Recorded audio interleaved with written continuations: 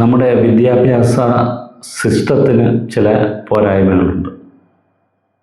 പഴയ കാലത്തിൽ നിന്ന് വ്യത്യസ്തമായി പുതിയ പുതിയ കണ്ടെത്തലുകൾ, ഗവേഷണ ഫലങ്ങൾ ഇതെല്ലാം നമ്മുടെ വിദ്യാഭ്യാസ സമ്പ്രദായത്തിൽ അപ്ലൈ ചെയ്യുന്ന രീതി കുറവാണ് എന്ന് വേണമെങ്കിൽ പറയാം. അല്ലെങ്കിൽ അങ്ങനെ ഒരു വിമർശനം നിലനിൽക്കുന്നുണ്ട്.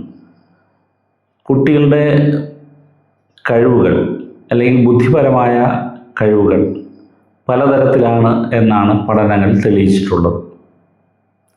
അപ്പോൾ കുട്ടികൾ ആപ്റ്റിറ്റ്യൂഡ് എന്താണ് എന്ന് മനസ്സിലാക്കി അതിനെ തിരിച്ചറിഞ്ഞ് അതിനനുസരണമായിട്ടുള്ള പരിശീലനം നൽകി കുട്ടിയിൽ ഏത് ഇൻ്റലിജൻസ് ആണോ മികവുറ്റതായി നിലനിൽക്കുന്നത് അതിനെ കൂടുതൽ പരിപോഷിപ്പിക്കുന്നതിനാവശ്യമായിട്ടുള്ള പരിശീലനങ്ങൾ നൽകുന്ന രീതി നിർഭാഗ്യവശാൽ നമ്മുടെ വിദ്യാഭ്യാസ സമ്പ്രദായത്തിൽ വേണ്ടത്ര കാണുന്നില്ല.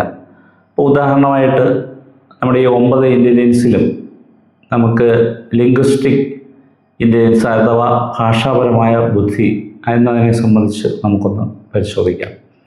പലപ്പോഴും നമ്മുടെ കുട്ടികളിൽ എഴുതാൻ കഴിവുള്ള കുട്ടികൾ, വായിക്കാൻ കഴിവുള്ള കുട്ടികൾ, ഡിബേറ്റ് ചെയ്യാൻ കഴിവുള്ള കുട്ടികൾ, പുതിയ വാക്കുകൾ പെട്ടെന്ന് പഠിക്കുന്ന കുട്ടികൾ, ഇവരെല്ലാം നമുക്ക് കാണാൻ കഴിയും.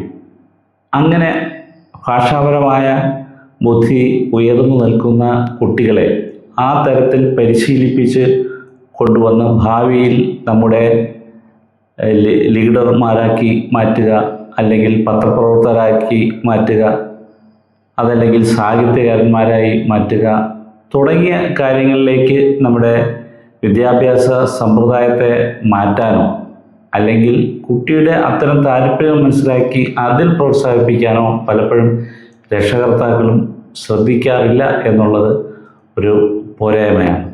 അത് മാറ്റി ഓരോ കുട്ടിയുടെയും ആപ്റ്റിറ്റ്യൂഡ് തിരിച്ചറിഞ്ഞ് അതിനെ വളർത്തിക്കൊണ്ടുവരാൻ കഴിയുന്ന തരത്തിലുള്ള എക്സസൈസുകൾ, പഠന സാമഗ്രികൾ ഒക്കെ കുട്ടിക്ക് കൊടുത്ത് അതിൽ നിന്ന് അവരുടെ അത്തരം കഴിവുകൾ വികസിപ്പിക്കാൻ സഹായിക്കുക എന്നത് പേരൻസ് കൂടി ശ്രദ്ധിക്കേണ്ടുന്ന കാര്യമാണ്. അങ്ങനെ നമ്മൾ ശ്രദ്ധിക്കുമ്പോൾ നമുക്ക് പുതിയ പുതിയ പല തരത്തിലുള്ള ജീനീസുകളെ വളർത്തിക്കൊണ്ടുവരാൻ കഴിയും എന്നുള്ളതാണ് യാഥാർത്ഥ്യം.